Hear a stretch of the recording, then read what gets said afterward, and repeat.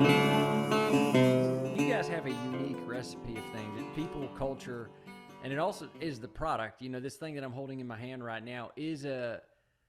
Maybe talk about that a little bit, Chris. I think in a lot of ways too. There's this thing that we call entrepreneurship business. I see it as a sport, right? It's a game we play. We got teams, we got objectives. All the things that come along with it. Very few of us, though, are able to play a sport in a particular industry that resonates beyond just something that is. This is something that is can stand literally generations. Tell me a little bit about just kind of how you think about this very simple tool that you guys create, and just kind of why you think it's got so much, we're so much fabric within time. I was telling you about a knife that my father gave me the other day that my grandfather used, and it's not a fancy knife, but there's just something about that essence of having it. Maybe it's the combination of that it's utilitarian, like I can use the thing, and at the same time, it's associated so many immediate memories with it. But just I'd love to get your perspective on why it is that you feel what you do is kind of also the special sauce, like just the product itself.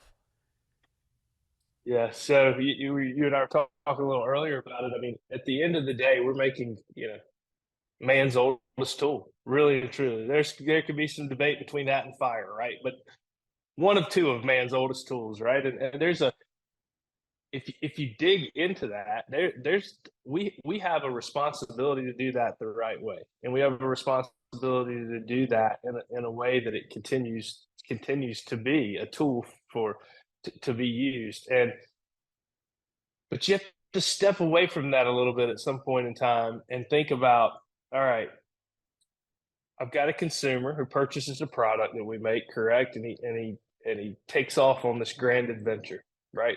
Let's say it's with his son or his daughter, or family, friend, whoever.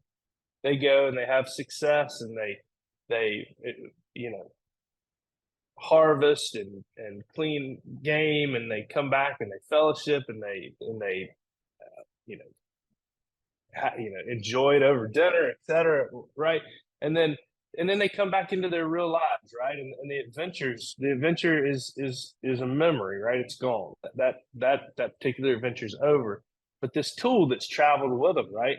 This tool that they've carried along on this trip that was integral throughout, whether it be, as a tool to cut twine, line, do this, clean the game, whatever it may be. Now all of a sudden, when they pick that thing up in their hands, they're not necessarily thinking about my knife, but they're thinking about that time. Man, I can't. This last time I was using this, I was out with my buddy in Montana, and we had the greatest. I hadn't seen him in 20 years, but we planned this trip and we looked forward to it, and we planned and planned, and we got it. We went out there and we did this. We had success and all that, and all of a sudden now this thing that he's holding in his hands, telling himself a story in his mind, right, and then telling him a story that he can tell to a friend or a family member. You talking about the knife is a perfect example.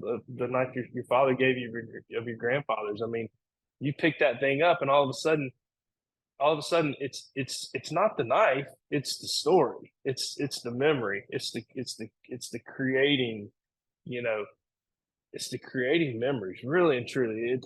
And knives play such a key part of so many cool things that people get to go do, right?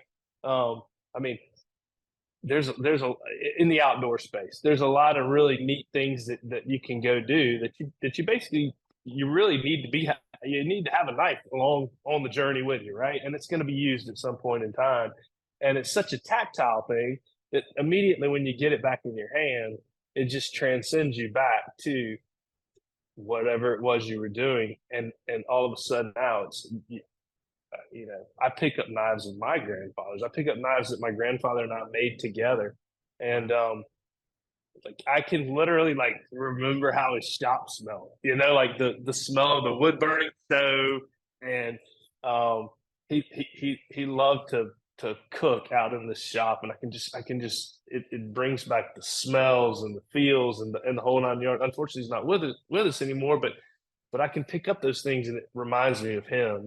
I'm not thinking about the knife. I'm thinking about the memory. And man, if 50% of our products can go out there and do that for folks, we're winning.